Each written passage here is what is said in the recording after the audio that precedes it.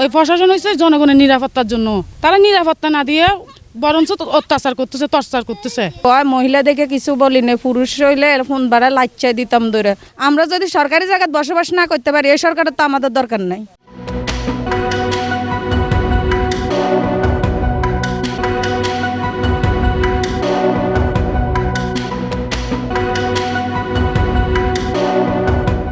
চট্টগ্রামের সীতাকুণ্ড উপজেলার জঙ্গল সলিমপুর এলাকার আলীনগরে নিজ বসতঘরে প্রবেশ করতে না পারার অভিযোগ করেছেন একাধিক পরিবারের সদস্যরা।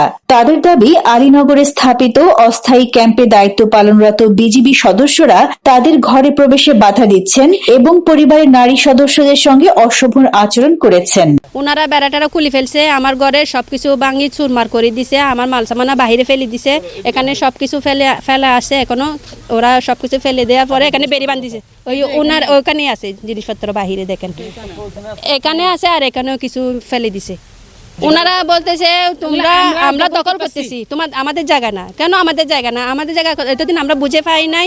এখন সংগঠন থেকে যখন আমাদেরকে বলছে আমাদের জায়গায় সমতল হয়েছে, ঘর উঠাইয়া তোমাদের ঘরে তোমরা বসবাস করো। এখন একা দেখে আমরা মহিলা মানুষ একা একা থাকি। কালকে সারাদিন আমরা ঘর তো ঠিক করছি, ওয়ারিং করছি, আমরা রাত্রে মালসাবানা নিয়ে আসছি, টুকিটাকি মালসাবানা আমরা সকালে নিয়ে আসছি। এরপরে সেনাবাহিনীরা আসিব আমাদেরকে জিজ্ঞাসাবাদ করছে, ওরা প্রশ্ন করছে, ওদেরকে আমরা সুন্দর মতো উত্তর দিছি।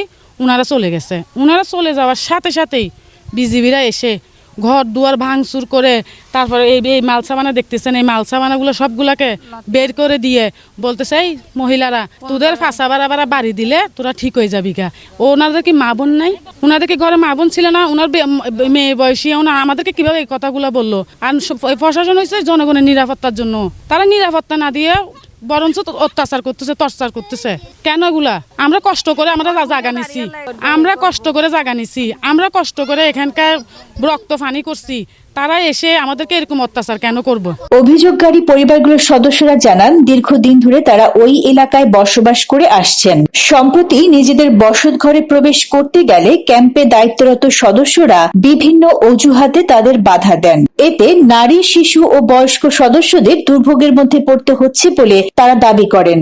মহিলাদেরকে কিছু বলি না, পুরুষ হইলে ফোন ভাড়া লাচ্চাই দিতাম ধরে।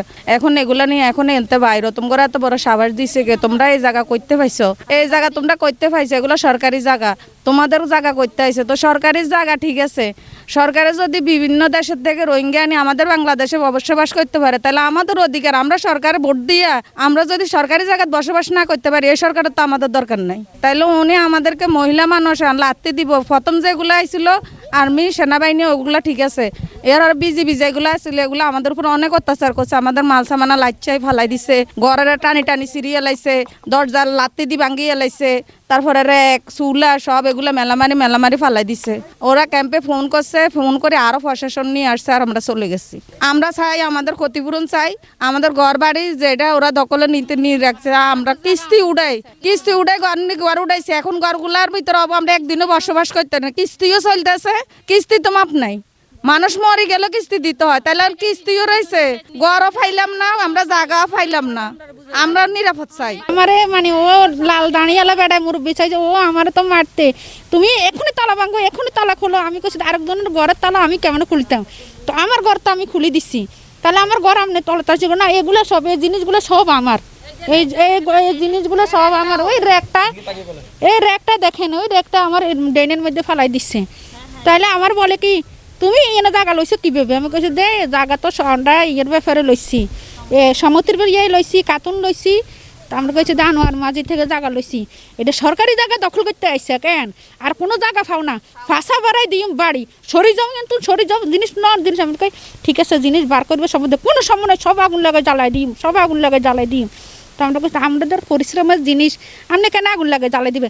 মহিলা বেশি কথা কয়, তুমি যদি পুরুষ হইতো তোমার ফাঁসা বাড়ি দিলাম। স্থানীয় বাসিন্দাদের অভিযোগ, পরিবারের নারী সদস্যরা ঘরে প্রবেশের চেষ্টা করলে তাদের সঙ্গে অসৌজন্যমূলক এবং অশোভন আচরণ করা হয়। এ ঘটনায় এলাকায় ক্ষোভ এবং উদ্বেগের সৃষ্টি হয়েছে।